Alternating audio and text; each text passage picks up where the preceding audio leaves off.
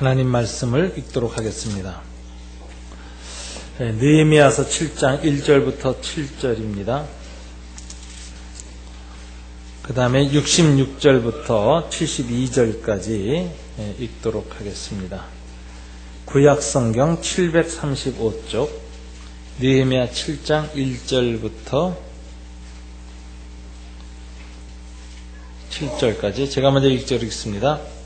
성벽이 건축됨에 문짝을 달고 문지기와 노래하는 자들과 레위 사람들을 세운 후에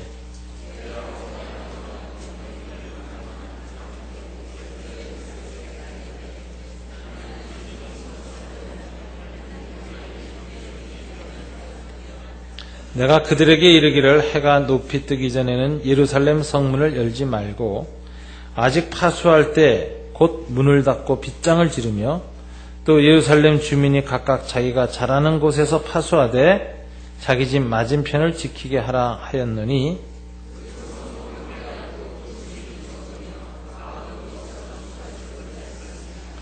내 하나님이 내 마음을 감동하사 귀족들과 민장들과 백성을 모아 그 계보대로 등록하게 하심으로 내가 처음으로 돌아온 자의 계보를 얻었는데 거기에 기록된 것을 보면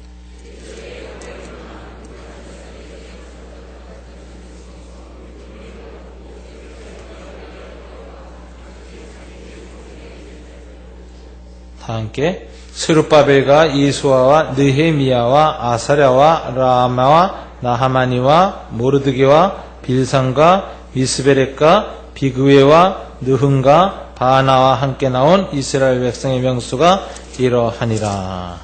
자, 여러분 66절부터 72절까지입니다. 66절 온 회중의 합계는 42,360명이요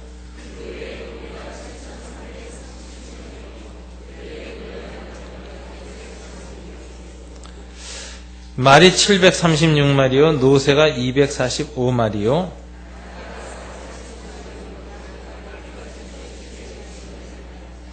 어떤 족장들은 역사를 위하여 보조하였고 총독은 금 1000드라크마와 대접 50과 제사장의 500의복 530벌을 보물 곳간에 드렸고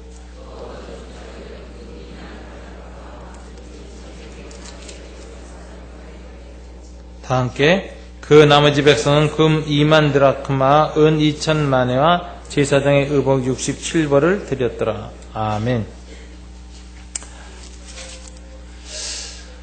우리가 연초부터 느헤미야서를 강의하고 있습니다. 특별히 6장에서 보면 느헤미야가 성벽을 다 완성하고 이제 마지막 성문에 문짝만 딱 달면 되는 때에 마지막 시험이 왔습니다. 세 가지 시험이었는데 첫째는 오노평지라는 곳에서 만나자고 하고 느헤미야를 암살하려는 것이었지요. 두 번째는 밀봉하지 않은 봉투를 보내면서 느헤미야가 왕이 되려고 한다라고 하고 정치적 모략을 퍼뜨린 것입니다. 세 번째는 그 당시에 타락한 선지자 스마야를 매수해서 느헤미야로 하여금 성전 안에 들어가는 율법에 어긋난 영적인 범죄를 범하도록 유도하는 것이었습니다. 이 모든 세 가지 유혹을 느헤미야가 기도하며 말씀을 따라 잘 극복하고 이겨냈습니다. 그리고 오늘 7장에 보면 이제 느헤미야는 드디어 성벽 중건을 끝내는데 문짝을 성문에 달아서 딱 메고 그 다음에 이제 파수를 시작하는 것을 볼 수가 있습니다.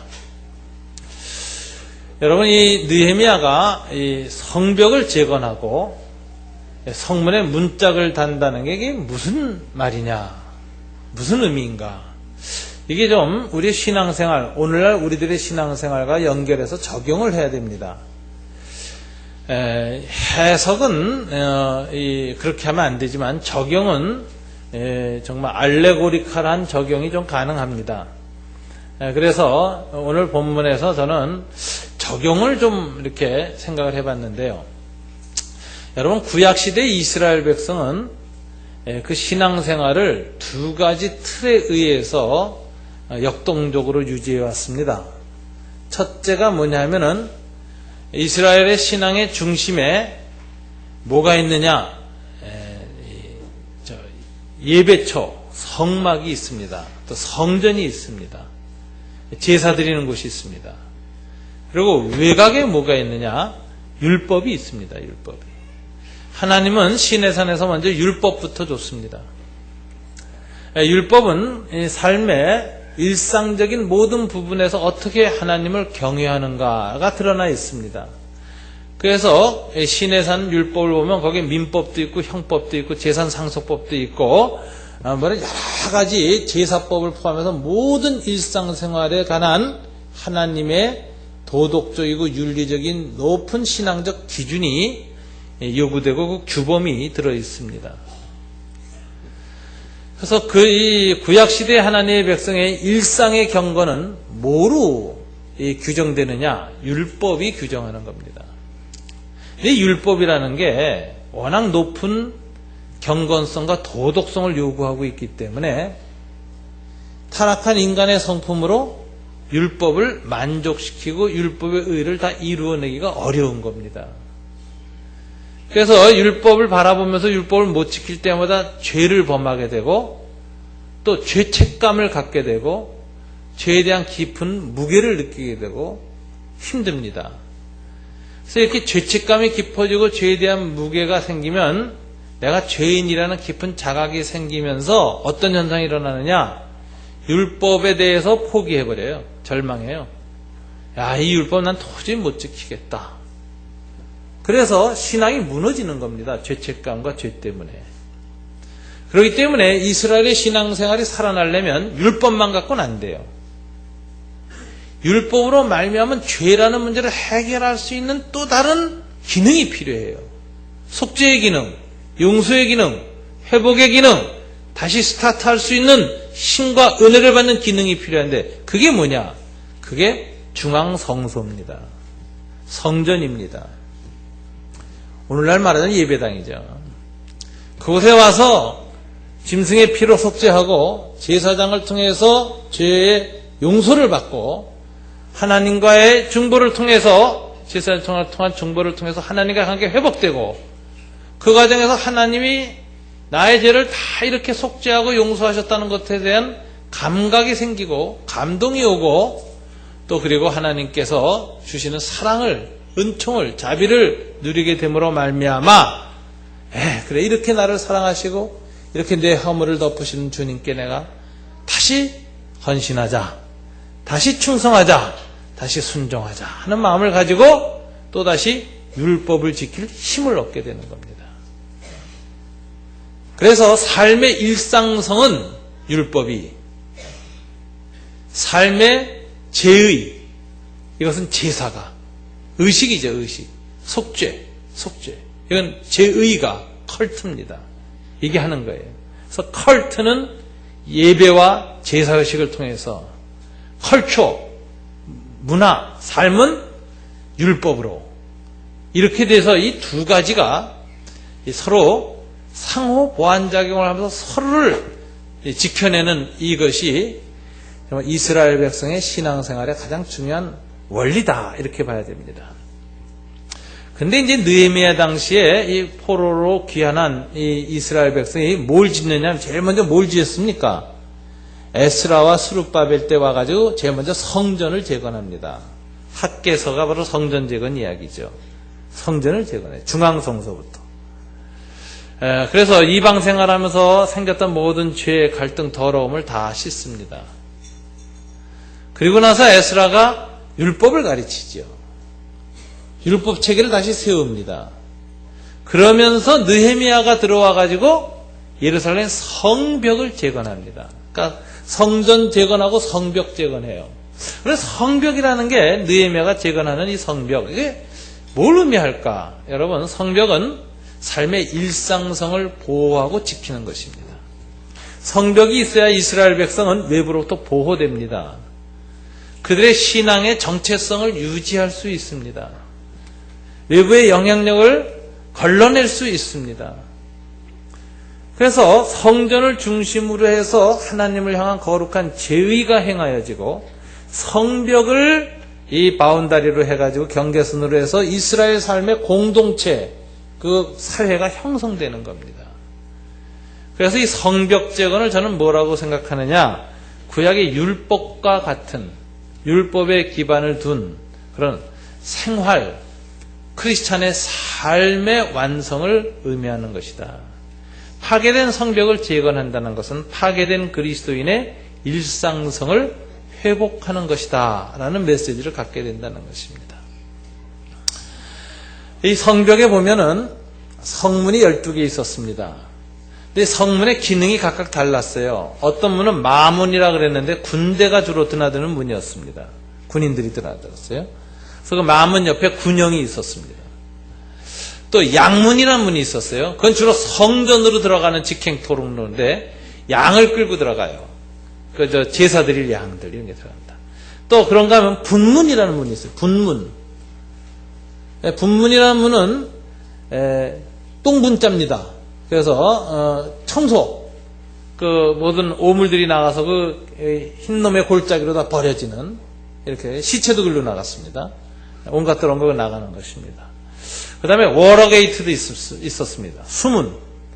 그래서 이제 수문에서, 수문 앞 광장에서 그 이스라엘 백성들이 거기에서 대각성운동과 회개운동을 일으키는데 에스라 학사가 말씀을 전하는, 그 이제 워터게이트에서의 부흥, 수문 옆 부흥이라는 아주 유명한 사건이죠.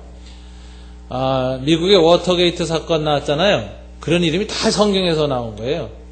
미국 사람들이 자기네들의 도시와 이걸 건설할 때 보면 전부 성경에서 이름 갖다 빼놨거든요. 이제 이런 이제 이스라엘의 성문들이 있는데, 그런 성문이라는 건 도대체 뭐 하는 데냐, 이게 성문이란. 성문은 일상의 삶이 나뉘어지는 장소입니다. 이스라엘 백성은 성문에서 주로 많이 모였습니다. 성문에서 서로 들락날락하고 세상 나가기도 하고 세상에서부터 들어오기도 하고, 또 성문에서 서로 인사도 나누고, 성문에서 장사도 하고, 성문에서 노인들이 나와서 서로 얘기도 나누고, 또 성문 앞에서 중요한 재판이 열렸습니다. 그래서 성벽이 오늘날 그리스도인들의 삶에 어떤 일상성을 나타내고 일상생활을 의미하는 그런 것이 되면은, 성문은 그 일상의 신앙을 나누는 곳이다. 이런 나눔의 공동체가 형성되는 상징적인 자리가 성문이다, 이렇게 볼 수가 있겠습니다. 이건 이제 우리 2000년이 지난 2500년 이후에 우리의 이제 오늘날의 교회에 이걸 한번 적용을 해보면 이렇게 됩니다. 주일날 여러분 이렇게 와서 예배 드리는 건 뭐죠? 중앙 성소 기능을 하는 거죠. 여러분 한 주간 동안 하나님의 말씀 따라 살라고 애를 썼지만 못 미친 것도 많고 부족한 것도 많고 죄도 있고, 그래서 하나님 앞에 예수 그리스도의 피에 의지해서 그 씻김 받고 새로운 힘을 얻기 위해서 나오는 겁니다. 그죠? 이게 중앙성소 기능하는 게 성전하고 비슷해요. 그 다음에 여러분들이 율법과 같은 것이 이제 말씀 묵상이죠. 큐티. 말씀을 가지고 일상생활에 가서 사는 겁니다. 근데 그 일상성의 그 성벽에는 여러분의 달란트, 은사에 따라서 기능이 다 달랐어요. 학교 선생님들도 계시고, 뭐 작가도 있고 말이죠. 뭐 장사하는 사람도 있고, 뭐 여러 가지 이 직업들이 다 있는 거죠. 그 기능에 따라서 성문이 다 달랐던 것처럼 일상의 삶에서 각각 자기의 필요에 따라서 어떤 기능에 따라서 어떤 공동체를 이루면서 여러분들은 세상과 더불어 사는 겁니다. 그 기능을 하는 거죠.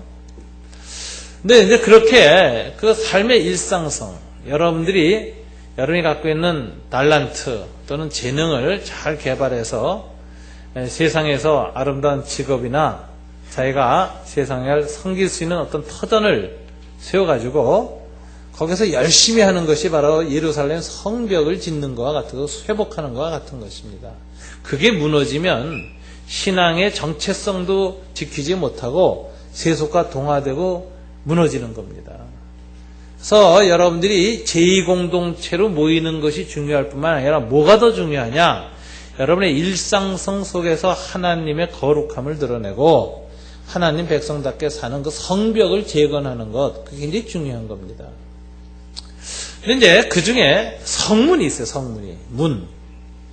이 문이 뭐냐? 아까 말한 것처럼 그 일상의 삶을 나누는 공동체가 있는 자리다. 이렇게 생각하세요. 일상의 삶을 나누는 공동체가 있는 자리다. 그게 뭐냐? 저는 그게 말하자면 적용을 우리 교회에서는 가정교회다. 이렇게 얘기를 해요. 웬 가정교회를 또 여기다 적용시키나. 이렇게 생각할 텐데.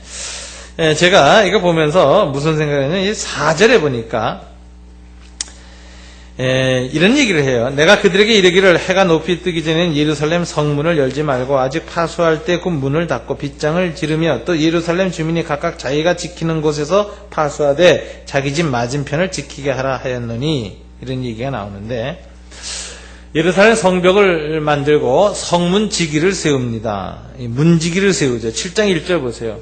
성벽의 건축됨에 문짝을 달고 문지기와 문지기 일상의 삶의 그 공동체를 지키는 사람, 우리로 말하면 목자, 목녀님들이라고 볼 수 있습니다. 노래하는 자들, 성가대 또는 찬양팀이라고 볼 수 있습니다. 레위 사람들, 목회자들이라고 볼 수 있습니다. 성소 사역하는 사람들이죠. 이런 사람이 2절에 보면 내 아우 하나니와 영문에 관한 하냐냐 그런데 느헤미야의 두 동생인데 한 사람은 시장, 일상의 삶을 관장하는 시장이고 영문 관한 하냐냐는 군대장관입니다. 군사령관. 그래서 이 수도방위사령부 사령관입니다. 그래서 치안을 담당하고 안보를 담당하는 사람을 둘을 세웠습니다. 그래 놓고 나서 그들에게 이야기하기를 자, 이 예루살렘 성을 어떻게 지킬 것이냐 하는데 빗장 다루고 파수꾼 세우고 뭐 한 후에 재미난 말이 자기 집 맞은편을 지키게 하라 이렇게 돼 있어요. 이스라엘 백성들 보고 성벽을 파수하는데 어떻게 하느냐? 이 민병대가 자기 집 맞은편에 있는 성벽을 먼저 파수하게 했어요. 이 느헤미야의 지혜죠. 여러분 사람이 불날 때 지 집불부터 먼저 끕니까? 남의 집불부터 먼저 꺼줍니까? 자기 집부터 먼저 불 끄는 거죠. 그게 인지상정이죠. 요걸 느헤미야가 이제 그들이 이해한 거예요. 그래서 성벽이 무너지면 제일 먼저 뭐 다 같이 당하긴 하지만 무너진 맞은편에 있는 집부터 노략질 당하고 침략 당하지 않겠습니까? 부서지고. 그러니까 일단 성벽을 유사시 지키되 구역을 딱 놨는데 자기 집 맞은편 성벽에 올라가서 파수하고 돌 던지고 활 쏘고 했단 말이에요. 거기부터 안 무너지게. 근데 이게 아주 효과가 있는 거죠. 인간의 가족에 대한 책임, 가정에 대한 어떤 그런 것을 매개로 해서 성벽을 지키게 합니다. 저는 이 성경을 보면은 성경은 하나님이 만든 이 창조의 원리를 너무 잘 사용한다 이런 생각이 들어요.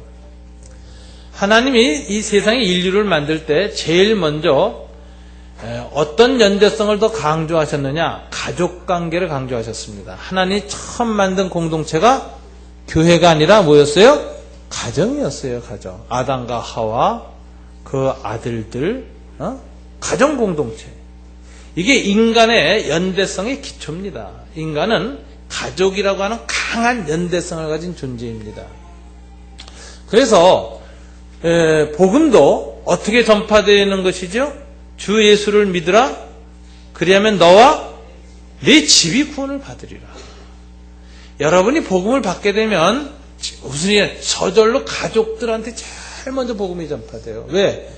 가족에 대한 사랑, 가족에 대한 안타까움 때문에 내가 예수님으로 말미암아 내 죄가 용서받고 내가 구원받는 놀라운 체험을 했으면 그것을 누구한테 제일 먼저 알려줘요?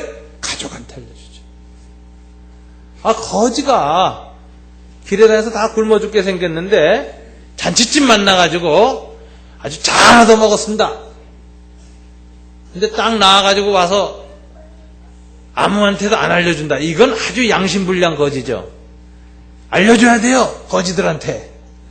그런데 누구한테 제일 먼저 갈까요? 자기 가족들한테 가야지. 그래서 데려와서 이제 먹여야죠. 이게 이제 양심 있고 책임감 있는 거지죠. 이게 가족의 연대성이라는 게 가족의 연대성. 이게 중요한데 하나님이 구원도 가족의 연대성을 전제하고 전파하는 거예요. 그래서 이 신약성의 유명한 전도의 원리, 주 예수를 믿으라. 그러면 너와 네 집안이 내 패밀리, 가족이 구원을 얻을 것이다. 가족을 하나님은 중요시 여깁니다. 가정을. 성교명령도 보세요. 성교명령. 모든 족속에게로 가서 이렇게 주님 말씀하세요. 성교의 매개 단위가 tribes, 혈연을 바탕으로 한 족속입니다. 민족입니다. 같은 민족. 그러니까 하나님은 전도에 있어서나 선교에 있어서 창조의 단위를 무시하지 아니하시고 오히려 적극 활용하십니다. 가정, 그리고 이 민족, 이 구원, 이걸 통해서 이걸 매개 단위로 해서 복음이 전파되어야 되는 거예요. 이렇게 하나님이 이 구속의 경륜에 있어서 창조의 원리를 사용하셨다. 이게 굉장히 중요합니다. 그러니까 느헤미야가 지혜롭죠.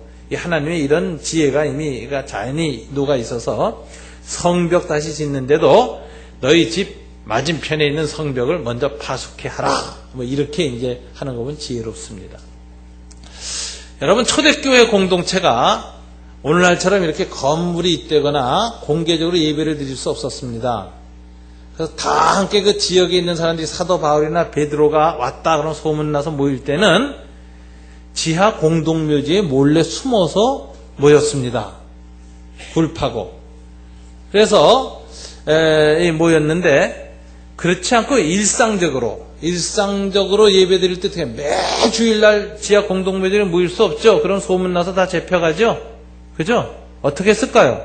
매주일은 특별 부흥 집회, 사도 바울 강사 이랬을 때는 카타콤에서 모였고, 그 당시 카타콤에는 수많은 로마의 노예들이 이제 끌려왔잖아요. 이 노예 공동체가 한 가지 소원이 있었는데, 죽을 때만은 자기네 이 민족의 고유 전통에 따라 매장당하길 원해요. 그래서 로마가 허락을 해가지고 죽기 전에는 끌려온 노예들이 고유의 종교 의식을 행하고 매장을 하도록 허락했습니다. 그래서 이 당시 노예들이 민족별로 노예 장례 조합을 만들었어요. 노예들끼리. 왜냐하면 혼자서 감당하면 못하니까 이제 상조에 만드는 거예요. 그래서 이 장례 조합이 카타콤에 모여서 광장에서 종교 예식을 자주 행했는데 각종 특이한 민족의 독특한 종교 의식이 다 나왔습니다. 요걸 이용해서 크리스찬이 모인 거예요, 몰래. 거기 크리스찬들끼리 모여서 예수 이름 부르고 찬송 부르면 로마 관원들이 저것도 어느 민족에 누가 죽어서 장례의식 하나보다 이러고 지나갔지 안 잡혀간 거죠. 그래서 카타콤에서의 지하 장례조합의 형태로 크리스찬이 초기 모임을 가졌어요. 근데 이런 모임도 자주 하면 걸리죠. 그래서 일상적인 모임은 어디서 했느냐? 가정에서 했습니다. 가정. 그래서 초대교회 공동체는 가정교회 공동체였어요. 오늘날 우리 가정교회처럼 똑같아요. 집에서 교인들끼리 모여서 했습니다. 많이 모일 수 없으니까 서너 가정 모였어요. 서너 가정. 5, 6가정. 조금 많은 데는 몇십 명 이렇게 단계까지 갔어요. 그래서 거기서 모였어요.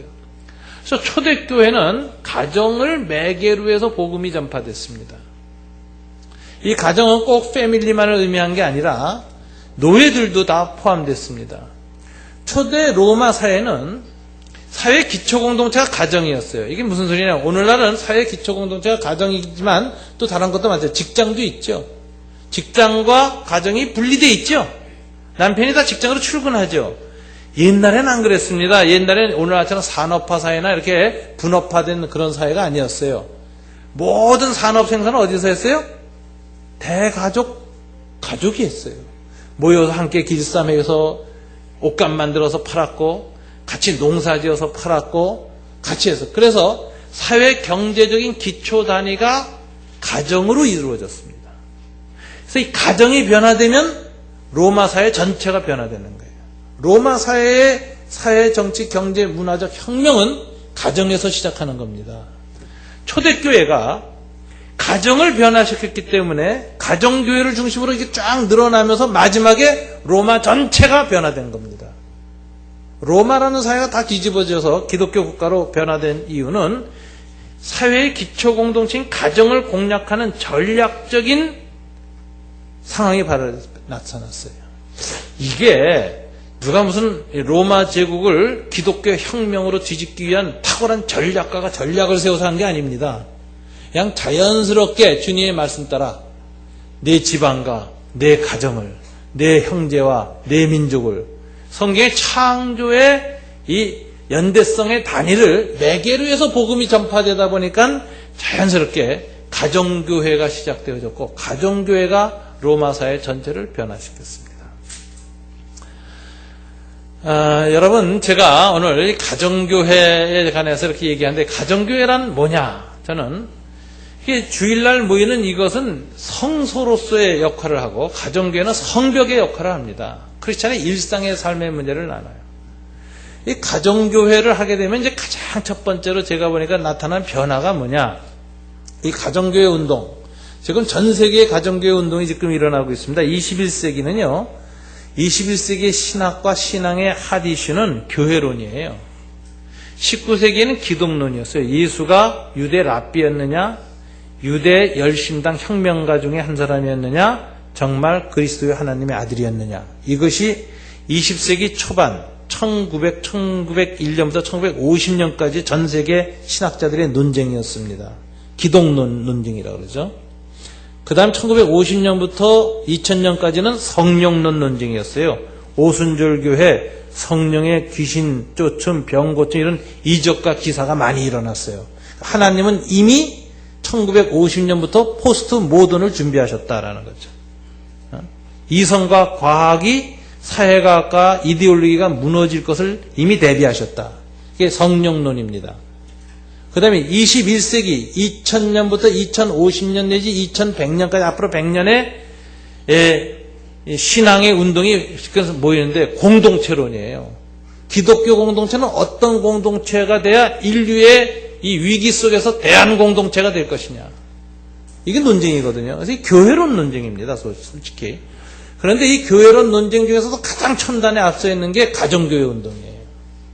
이거는 중국에서 엄청난 속도로 지금 파장되어 있고, 서구 사회도 다 가정교회로 지금 바뀌고 있습니다. 홍콩, 싱가포르 가정교회 운동으로 바뀌고 있어요. 이유가 뭐냐면은 매스, 대형과 조직으로는 문명과 역사를 바꿀 수 없다라는 거죠.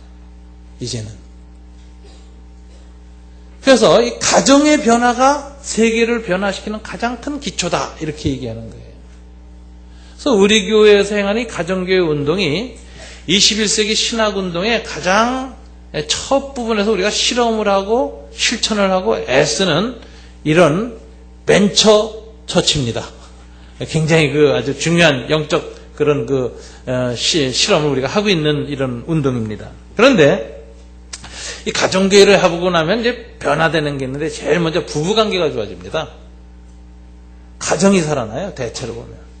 그럴 수밖에 없죠. 남자 여자들이 이제 이렇게 모여서 얘기를 합니다. 그리고 일상의 삶을 얘기해요. 그런데 부부 사이가 여러분 가만히 보면은요, 모여서 진지하게 자기의 남편과 아내의 삶이나 고민과 갈등을 들을 기회가 별로 없어요. 너무 바쁘고 지쳐서 들어오는 데다가 일상에서 무슨 얘기만 꺼내면은 서로 짜증내죠. 그래서 본론에 들어가기 전에 서로 감정적으로 싸움부터 해버립니다. 소리를 질러요, 서로. 그럼 문 쾅 닫고 들어가 버려요. 그래서 본 게임으로 못 들어가고 그냥 끝나요. 부부싸움이 계속. 그러니까 똑같은 문제 반복하면서 이제 저 인간하고 이제 말도 안 해. 이러면 마음에 벽이 생겨서 말도 안 하고 냉담하게 되어지면서 관계가 붕괴되거든요. 근데 가정교회로 이제 가서 가정교회 공동체로 일주일에 한 번씩 보면 그게 달라지는 겁니다. 부인이 남편에 대한 불만은 다 공개적으로 이제 쌓였으니까, 너 한번 당해봐라는 식으로 탁 하죠. 그러면 이제 둘만 있으면 야바 하고 소리를 지를 텐데, 딴 사람들이 있으니까 못하고 꽉 참고 있습니다. 그래서 얘기가 나오는데, 맨 처음 기분도 나쁘고 화도 나지만, 내가 저런 식으로 생각했고 내가 생각하고 다른 쪽으로 받아들였구나 하는 걸 이제 그때 처음으로 기초 정보를 얻는 거예요. 둘만 있으면 그게 안 되거든요. 그래서 관중이 보는 데서 링 위에 올라가면 참아야 되잖아요. 규칙을 어기고 링에서 뛰어내려오지 못하잖아요. 그러니까 거기 있다 보니까 뭐가 문제구나 하는 걸 이제 알기 시작합니다. 그 다음에 다른 부부들이 우리도 그런 문제가 있다고 다 서로 이제 내놓기 시작하는 거예요. 그러면 이게 나만의 문제가 아니구나. 나는 우리 이 부인이나 우리 남편이 하도 독특해서 이혼해버리려고 결심하고 있었는데 보니까 남들도 다 똑같은 문제를 갖고 있네. 이건 이제 공감대가 생겨요. 그러면서 그 문제가 서서히 극복되고 해결됩니다. 가정교회는 여러분 공부하는 교실이 아니라 훈련하는 트레이닝 장소입니다. 삶의 자리거든요. 삶의 자리. 크리스찬 일상성이거든요. 직장에서 부닥치는 문제, 인간관계 갈등, 가정에서 부닥치는 문제, 시부모 갈등, 부부 문제, 자녀 문제, 이런 문제가 거기서 계속 나뉘어지는데, 여러분 어떤 문제든지 그것을 그냥 속으로만 꽉 안고 가만히 있으면 병이 되는 거예요. 가스가 차는 거예요. 안에서 계속 독가스가. 그래서 영혼이 질식당하고 정신이 혼미해지고 그러면 강형원 집사님을 찾아가는 겁니다. 우울증, 자살충동, 화병, 돈 많이 들어요. 근데 우리 강형원 목자님이 저와 같이 6개월간 목원으로 있다가 이제 목자를 지금까지 4년 가까이 하고 계시는데, 강형원 목자님이 하는 말이 있어요. 이 가정교회 운동이 한국의 모든 교회가 이걸 하면 우리나라의 정신병 환자 절반 내지 10분의 8이 없어진다는 거예요. 이게 빨리 확산 안 되는 게 다행이다. 내 직장이 보존된다. 이렇게 할 정도로. 이게 소위 예방적 차원이 있습니다. 여러분, 가스가 일주일에 한 번 모아서 빼내는 거예요. 빼내. 자꾸 얘기하고 속에 있는 거, 힘든 거, 고통스러운 거, 아픈 거, 그거 반복적으로 자꾸 빼내는 거예요. 자꾸 빼내다 보면 내성이 생기고 견딜 수 있는 힘이 생기고 건강해집니다. 트레이닝 장소에 가면 지루하죠. 똑같은 역기 계속 반복해서 들죠. 맨 처음에 10번 들다가 어떤 때 11번 들다가 20번 듭니다. 그러면은 그때 되면 근육이 생겨가지고 10번은 번쩍 들어요. 문제 해결. 영적 생활도 마찬가지예요. 신앙생활도 끊임없이 자기가 신앙적으로 좌절하고 주님의 말씀을 어기게 되는 그 문제, 자꾸 절망하는 문제를 자꾸 내놓고 반복해서 얘기하고 격려받고 기도하고 실패했지만 또 시도하고 실패했지만 또 시도하고 이런 일을 반복하다 보면 어느 순간에 쑥 넘어가 있어요. 영적 근육이 생겨요. 그래서 가정교회는 삶의 트레이닝 장소입니다. 공부하는 교실이 아니에요. 가정교회에서 그래서 우리가 성경 공부 못하게 하는 거예요. 성경 공부 못하게 하는 거예요. 성경 공부 교회 와서 클래스라는 거기에서 훈련되고 짧은 시간에 최대로 잘 전달하는 그런 훈련된 목사님들에서 성경 공부하라는 거예요. 그게 제일 시간 줄이는 길입니다. 그럼 가정교회에서 뭐 하냐? 삶을 나누라. 이게 일상의 삶을. 그리고 삶의 연약한 부분을 드러내라. 고통과 갈등을 얘기해라. 그러면서 격려받고 기도하고 그 문제를 놓고 서로 짐을 지다 보면 어느 순간에 영적 근육이 생겨서 그 문제가 해결돼요. 그 문제가 해결 안 됐어도 옛날엔 죽을 것 같았는데 안 죽어. 이젠 감사할 줄 알고 그 문제 똑같은 문제였는데 그것 때문에 절망하지 않아. 넘어가 버린 거예요. 넘어간 거. 이렇게 해서 영적 건강과 무너진 그리스도인의 삶을 재건해 나가는 좋은 훈련 장소가 이 성문입니다. 성문.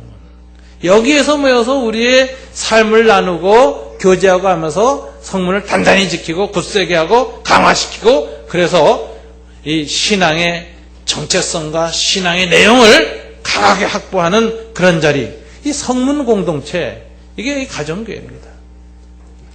그래서 이 가정교회를 하게 되면은 부부 사이가 좋아지고 삶의 일상성이 회복된다. 이게 아주 중요한 장점이 있습니다.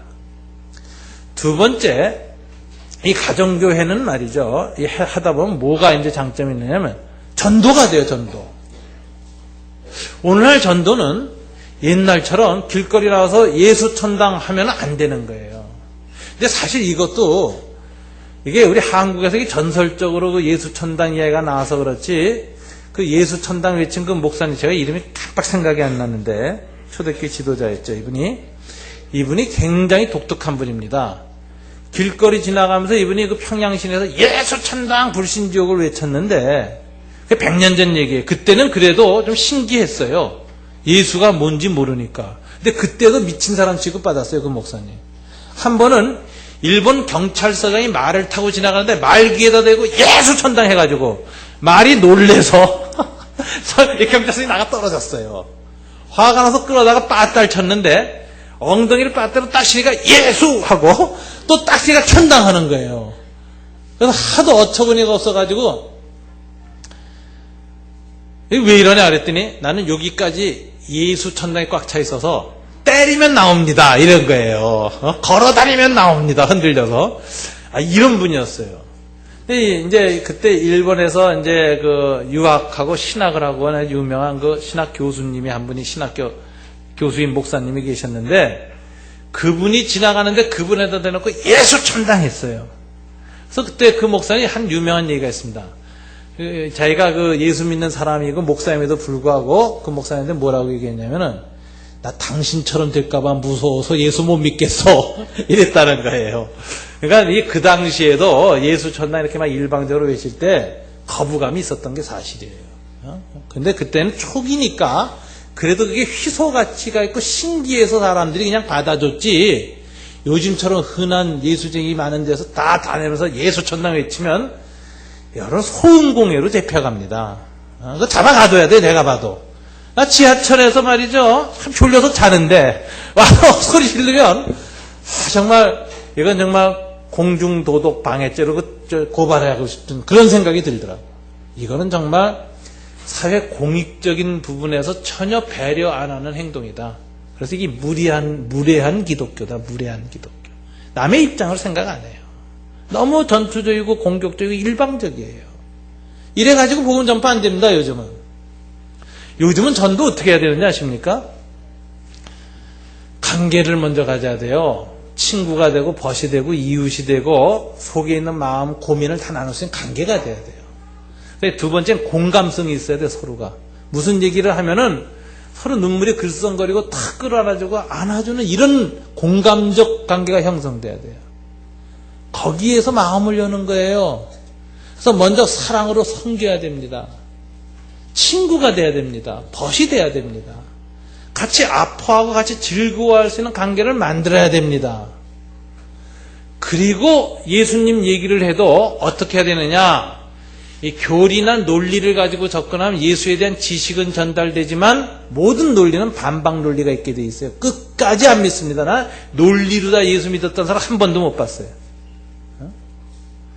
저도 예수 믿는 거 어떻게 예수 믿게 되느냐? 우리 집사람 때문에 끌려가서 예수 믿었지, 좋아해가지고 쫓아다니다가 내가 무슨 논리로 믿었는 게 아니에요.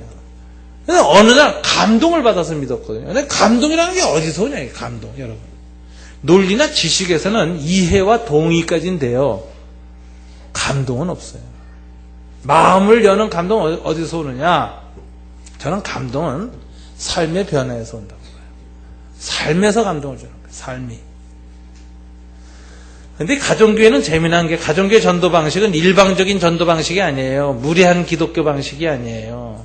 비기독교 세계에 사는 사람들에서 아주 정중하고 섬기는 자세로 가 있으면서 그들과 똑같은 문제를 가지고 삶의 공감대를 창출하고 공감적 관계를 형성한 다음에 자기 라이프 스토리를 얘기하는 거예요. 이게 스토리텔링 공동체라는 거죠. 요즘은 학습 공동체를 통해서 사람들이 끌려오지 않습니다. 요즘은 스토리텔링 공동체가 중요한 거예요.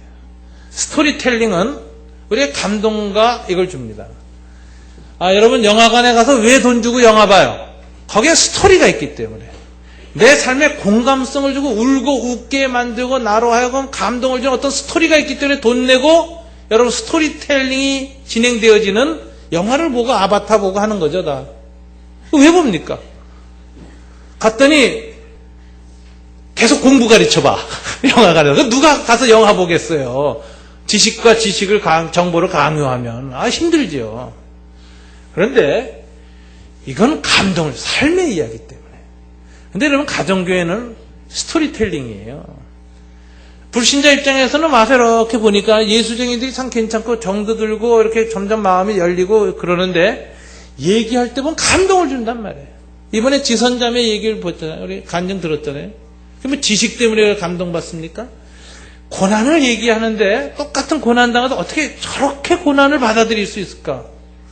나 같으면 자살하고 이럴 텐데 눈이 안 다치고 이렇게 이 화상 입어서 굳어져서 이렇게 굳어지는데도 감사하고, 입이 말려가서 입이 안 다물어지는데도 감사하고, 침이 줄줄줄줄 한 바퀴씩 나오는데도 감사하고, 그러면서 그 고난을 이겨나가는 그 모습을 볼 때 거기에서 우리도 다 똑같은 다른 종류의 고난이 있잖아요. 나는 내 고난에서 이렇게 반응하고 있는데 야, 저 사람은 예수를 믿어가지고 신앙을 가지고 저 고난을 저렇게 해가고 있구나. 그 이야기를 들을 때 감동이 오는 겁니다. 이래서 마음이 열리는 거예요. 근데 목장에 가면 이 스토리텔링이 있는데 이것도 유명한 사람이나 특별한 간증이 아니라 나하고 비슷한 사람들, 똑같은 부부싸움한테 조금 다르게 하는 거예요. 화해 조금 다르게 해. 이 사람도 조금 다르다. 자녀 교육할 때도 조금 좀 달라, 태도가. 일상의 삶에 부닥칠 때마다 자기의 삶의 이야기를 하는데 거기에 자그마한 감동들, 깨우침을 줄 때 거기에서 마음이 열려서 복음을 받는 겁니다. 저런 삶의 감동이 어디서 나오는가? 이게 신앙 때문이야. 그렇다면 신앙을 내가 부정적으로 생각할 것이 아니라 전혀 안티기독교였는데 신앙에 긍정적인 점이 있구나. 인생의 삶에 저런 플러스 요인이 있구나. 야, 나는 안 믿어도 우리 부인은 여기 와야 되겠다. 여기 가면 적어도 애인 두고 바람은 안 피겠다. 뭐 이런 생각도 드는 거죠. 음란한 시대에 그런 걸 저행해 나가는 정신과 자세를 갖고 그런 라이프를 살아가는 사람들을 볼 때 그 감동이 오는 거예요. 이렇게 해서 복음을 전파해야 21세기형 복음 전파입니다. 이게 스토리텔링 공동체가 영향을 갖는 거예요. 가정교회 전도 방식은 철저하게 스토리텔링으로 가는. 그래서 간증을 많이 해야 돼요. 간증. 삶을 공개하라. 감동이 변화를 준다. 감동이. 제가 이거 그렇게 강조하는데 처음에는 옛날 우리 목자님도 계속 모이면 성경 공부하려고 그래요.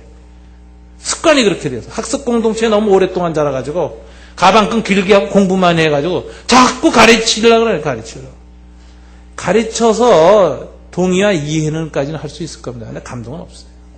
감동은 내 삶의 문제를 드러낼 때, 내 아픔을 드러낼 때, 내 고난을 드러낼 때, 그리고 그것을 어떻게 믿음으로 극복해 나가고 있는가는 우리 삶의 애환과 삶의 모든 문제를 나눌 때 그 공감대 속에서 오는 감동이 있는 겁니다. 이게 얼마나, 근데 감동은요, 한 번으로 끝나지 않아요. 감동은 똑같은 얘기 매번 들어도 감동이 와요. 여러분, 재미난 사실은 만족을 채워주는 것은 필요, 니드, 그 사람의 니드를 찾아서 그걸 채워주면은 그거는 만족으로 끝나요. 근데 만족은 여러분 밥 먹으면 배고플 때 얼마나 밥이 필요합니까? 잘 먹고 나면 적어도 몇 시간은 더 못 먹어요. 그 만족은 한계가 있어요. 근데 감동은요, 한계가 없습니다. 감동 한 번 감동받으면 더 감동받고 싶어. 또 감동받고 싶어. 그래서 똑같은 음악도 계속 반복해서 듣는 게 감동이 있었기 때문에. 그래서 감동은 그 사람의 무의식에 있는 존재적인 욕구, 말하자면 용서받고 싶고 화해하고 싶고 선하고 싶고 정말 살아남고 싶고 그리고 회복하고 싶고 뜻을 이루고 싶은 아주 존재의 깊은 욕구를 뒤흔드는 그 욕구를 채워주는 어떤 무엇이 있을 때 감동이 오는 거예요. 감동이. 존재가 변하는 거예요. 이게 흔들리는 거예요. 이게 감동이거든요. 감동은 삶으로 오는 것이기 때문에 철저한 스토리텔링 공동체만이 감동을 주고 사람을 변화시키고 마음을 열게 합니다. 여러분, 21세기 전도는 이렇게 해야지 옛날 방식으로 사형리 들고 가서 똑똑똑똑 해가지고 되는 게 아닙니다. 이제는. 그래서 우리 교회의 가정교회 공동체의 전도 방식은 21세기 전도 방식의 최고 모델이 들어온 거예요. 우리 가정교회에 나와서 이렇게 삶을 나누고 가스를 배출하고 치유를 받고 나면요, 여러분, 우리 교회 박남수 권사님한테 갈 필요 없어요. 상담 심리학자 아닙니까? 1시간에 10만 원씩이래. 가정교회 얼마나 좋아요. 와서 밥 주지. 돈 안 받지. 그거 계속 나누다 보면요, 그룹 카운슬링이 돼가지고 문제가 해결되고 위기를 극복하고 강한 세상의 고난과 좌절과 아픔에 대한 내성이 생기고 강건해집니다. 이걸 매주 한 번씩 모여서 나누는 사람이 1년 52주 나눌 때에는 이거 얼마나 강한 내면의 사람이 형성되는지 몰라요. 근데 이거 나누지 못하고 꼭꼭 다도 혼자만 문제를 갖고 부부끼리 들고 박치고 싸우고 친구한테도 말 못하고 엄마한테도 말 못하고 형제한테도 말 못하고 속으로 끙끙끙끙 앓고 있으면 가스가 꽉 차서 나중에 딱 가면 1시간에 10만 원씩. 내고 얘기해야 되지, 얘기. 그래서 여러분, 이게 정신의학적 차원에서나 영적인 차원에서나 우리의 삶에 있어서 굉장히 강화시켜주는, 이렇게 좋은데 왜 안 가세요? 너무 좋은 거예요, 너무 좋은 거예요. 이거 계속 가는 사람은 안 가는 사람은 1년 지나면 확 달라지는 거예요. 부부생활, 가정생활, 신앙생활, 자기의 삶의 문제들이 얼마나 달라지는지 몰라요. 계속 하는 겁니다. 이런 건강한 공동체가 있다. 이게 한국과 인류를 향한 아주 큰 축복입니다. 요즘 말 못해서 멍들고 사는 사람이 얼마나 많습니까? 화병이 터져서 그런 사람들, 호르몬 분비 이상이 와가지고 얼굴 색깔이 말이죠, 빨개지고 열이 퍽퍽 나는 사람들이 얼마나 많습니까? 갱년기 장애 안 와요, 잘. 이 가정교회 잘하면 굉장히 좋습니다. 세 번째 유익이 또 있다고 저는 생각해요. 뭐냐? 여러분, 아이들을 키워보면 요즘 아이들은 다 동질 집단에서 자랍니다. 교육받습니다. 인지 발달 단계에 따라서 어떤 나이 아들끼리만 딱 모아놓고 이때는 더하기 가르치고 빼기 가르치고 그 다음에 곱하기 나누기 가르치고 이게 다 단계가 있잖아요. 그래서 학교에서 유치원부터 딱 가면 집 바깥에만 나가면요, 전부 동질 집단 그룹으로 딱 나뉘어집니다. 유치원 1학년, 2학년, 3학년, 국민학교 초등학교 1학년, 2학년, 3학년 이런 식으로 딱 다 나뉘어지지 않습니까? 교회 와도 유치부, 유년부하고 다 나뉘어집니다. 여러분, 동질 집단에 가면은 지식과 정보를 습득하고 그걸 이해하는데 유리해요. 공부가 잘 돼요. 그런데 뭔지 아세요? 인격 성장이 안 돼요. 동질 집단에 가면은 비교와 경쟁만 배워요. 그렇잖아요. 그래서 이기적이고 경쟁적인 인간이 된다니까. 동질 집단에서 잘해서 공부 잘하고 계속 1등해서 올라가는 애들일수록 더 이기적이고 경쟁적인 인간입니다. 그런 인간이 국가의 장차관이 되면은 나라가 아주 부서와 자기네들이 집단 이기주의에 빠져서 나라 망치는 거예요. 이게 우리 사회의 문제거든요. 인격 성장이 안 된다는 거예요. 지식과 정보는 많아졌는데 인격 성장이 안 돼요. 남을 배려하는 마음이 안 돼요. 그럼 여러분, 인격은 어디에서 성장되느냐? 이게 저희 동질 집단, 영어로는 호모지니어스 그룹이라고 그러잖아요. 헤테로지니어스 그룹, 이질 집단끼리 모여있을 때 인격이 변화됩니다. 여러분, 아이들의 인격을 위해서 장애인하고 건강한 아이들이 함께 클래스를 만들면 아이들이 변화되는 거 아세요? 인격이? 장애인 아이의 아픔과 이것을 이해하게 돼요. 맨 처음 왕따도 시키겠죠? 그러나 조금 더 지나면 이 아이도 인간이네. 맨 처음 짐승인 걸로 알았다가 인간이라는 걸 알게 됩니다. 그 아이가 울 때 가슴이 아픕니다. 옆에 가서 도와줍니다. 함께 합니다. 그 아이가 웃을 때 내가 도와줘서 웃는 거 보고 기뻐요. 이러면서 건강한 아이들이 장애인들하고 같이 있음으로써 인격이 성장한다는 거예요. 헤테로지니어스 그룹을 경험한다는 건 아이들한테 굉장히 중요한 겁니다. 근데 가정교회 오면 그게 되는 거예요. 어떻게 되죠? 남녀 같이 모인 데다가 코 흘리게 젖먹에서부터 중학교 1학년까지 대체로 함께 가정교회 공동체를 세웁니다. 여기에서 어린 동생 돌봐줘야 돼요. 집에서는 막내인 게 거기 가면 또 더 어린 동생 돌봐줘야 되고, 중학교 1학년짜리가 2-3살 먹은 애 이렇게 등쳐매고 동생들 보고 이렇게 다스려요. 굉장한 거죠. 매주 일주일에 한 번씩 학교나 교회에서 경험 못하는, 자기 핵가족에서 보기 때 경험 못하는, 핵가족은 숫자가 작아서 잘 안 돼요. 그런데 일주일에 한 번씩 대가족 공동체에서 이질 집단 경험을 하면서 1년 52주 10년 지나간 아이와 안 그런 아이는 현격한 차이가 있습니다. 인격이 달라요. 남을 배려할 줄 알고, 남하고 더불어 살 줄 알고, 약한 아이 돌볼 줄 알고, 힘센 사람이나 위에 있는 사람을 섬길 줄 아는, 언니, 오빠, 동생들이 그득해서 열댓 명이 함께 뒹굴르면서 가다 보면요, 그렇게 매주 그걸 반복 경험한 아이는 다음 세대를 이끌어갈 수 있는 리더로 성장하는 거예요. 공동체를 이끌 수 있는 사람, 공동체에서 쫓아오지 못한 사람들을 돌볼 수 있는 사람, 함께 선을 창출할 수 있는 사람. 아이들끼리 모여놓으면 꼭 그 중에 한 아이가 다른 아이를 왕따 만드는 탁월한 리더십을 가진 아이가 있어요. 다른 아이들의 마음과 생각을 조작해가지고 한 아이로 병신 만듭니다. 그 아이는 우리 가정교회 원칙에서 그래요. 그런 아이는 목자로 세워라. 가장 탁월한 지도자다. 이 아이는 자기의 공동체를 매니플레이트 할 수 있는, 이 조절할 수 있는 그 탁월한 지도력의 은사를 그 전에 부정적으로 써먹었던 거예요. 남 죽이는데. 근데 이거 목자가 되면 어떻게 돼요? 다 잘 살게 만들어야지. 그러니까 그 탁월한 에너지를 긍정적으로 쓰는 훈련으로 바뀌는 거예요. 이걸 오래 하고 잘하는 사람은 우리 사회의 지도자가 되는 거예요. 어디 가서든지. 그 사람만 가면은 시너지 효과가 나오고 공동체가 사는 길을 만들어내는 거예요. 그런 아이들로 좀 키워야 되지 않겠어요, 아이들을? 어디 가서 훈련시켜요? 웅변학원 보내요? 어느 공동체 캠프장 보내요? 그럴 필요 없습니다. 가정교회만 오면 애들은 저절로 오게 돼요.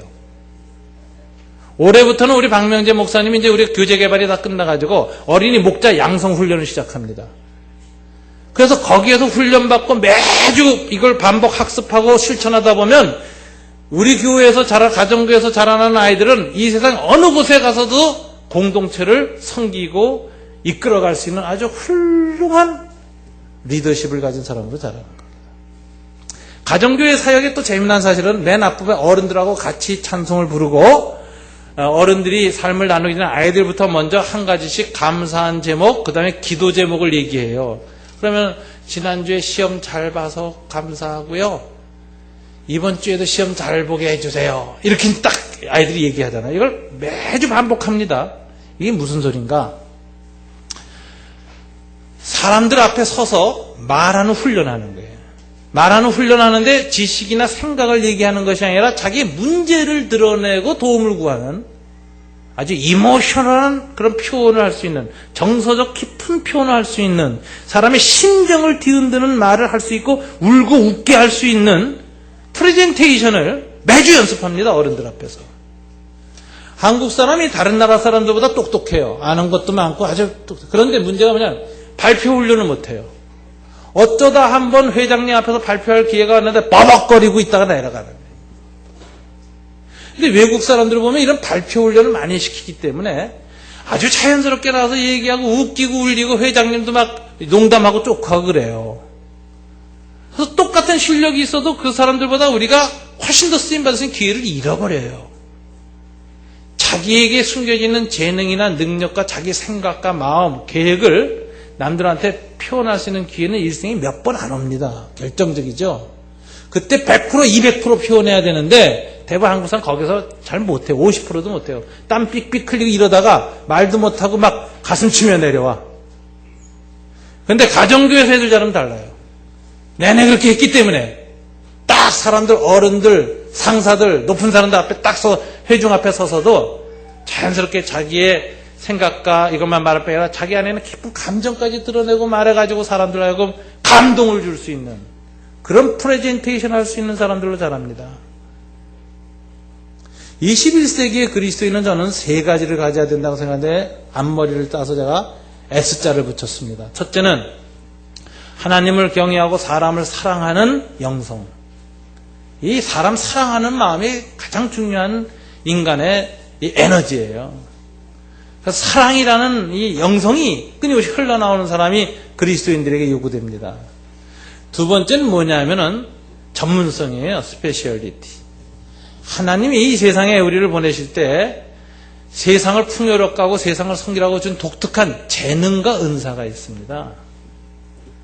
그 재능과 은사를 성실하게 최선을 다해서 연마하고 길러서 그걸 써먹어야 사회에 기여하는 인간이에요. 자기에게 준 재능과 은사를 개발 못하고 그 다음에 그냥 세월 계속 놀고 어슬렁거리면은 똑같은 인생인데 세상을 섬기는데 실패하는 거죠. 그 얼마나 놀라운 시간 낭비입니까? 대학까지 나오고 대학원까지 나와서 왜 그러고 삽니까? 하나님 앞에 가면 너는 네 인생에서 게으름뱅이라고 변명이 없어요. 변명이. 그러니까 우리는 이 전문성을 갖춰야 돼요. 근데 이 전문성이라는 게 꼭 무슨 의사 되고 변호사 되라는 말이 아닙니다. 옛날 고대 앞에 있던 이 짜장면집에 번개라는 사람이 있었어요. 짜장면을 번개같이 날라와가지고 불어 터지기 전에 들이닥치는 그 놀라운 능력이 있어서 그 사람 때문에 그 짜장면집이 크게 성공했어요. 그래서 그 사람이 지금 전국의 기업들을 다니면서 어떻게 자기가 속한 소속과 공동체를 섬길 것인가에 대한 강연을 하는데 그거 들어보니까 야 전문가야. 그런 게 전문성입니다. 그런 게 전문. 자기 준 재능과 은사를 최대한 개발해서 내가 속한 공동체와 이웃과 인류에 기여하는 사람. 그래서 전문성을 가져요. 21세기는 전문성이 없으면 안 돼요. 전문성을 가져야 돼요. 세 번째 뭐가 있어야 되느냐? 세 번째 S는 solidarity, 연대성입니다. 주변 사람과 연대할 수 있는 능력이 있어야 돼요. 이 전문가 집단이라는 건 까딱하면 다 이기적입니다. 지 일만 딱 하고 앞가림만 딱 하고 옆에서 죽든 살든 일이 많든 딱 문 닫고 가는 게 전문가들이에요. 앞으로 다음 세대 얼마나 이기적인가 보세요. 여러분들 지금 하나나 둘러서 키우죠? 이기적이에요. 인간은 형제끼리 드글드글 어른이 되기 전에 2만 번을 싸워야 인간이 된다는데 2만 번을 좌절을 겪어야 그래야 인간이 된다는데 외아들 이거 2만 번 싸울 길이 없어. 엄마하고 계속 죽어라고 싸우지만 5천 번도 못 싸워요. 그리고 어른 되니까 이기적이 되는 거예요. 지밖에 몰라요. 이런 이기적 인간으로 자라났는데 여러분 전문가들 사이에서도 다 인성은 있기 때문에 누가 전문가 공동체의 지도자가 되느냐 제일 전문성을 갖고 확실하게 쌈박하게 끝내고 그 다음에 다른 사람 일을 도와주는 사람 힘든 사람 쩔쩔매는 사람 고통 겪는 사람 가난한 사람 아픈 사람 연약한 사람 병든 사람에 대한 연대성이 확보된 인간 이 사람이 공동체 지도자가 되는 거예요. 예수님이 그 연대성을 위해서 이 땅에 오실 때 가난한 자로 오셨고 아기로 오셨고 말구 위에 누우셨고 십자가에 매달려 죽으신 거 아니에요. 죄인들과의 연대성 때문에.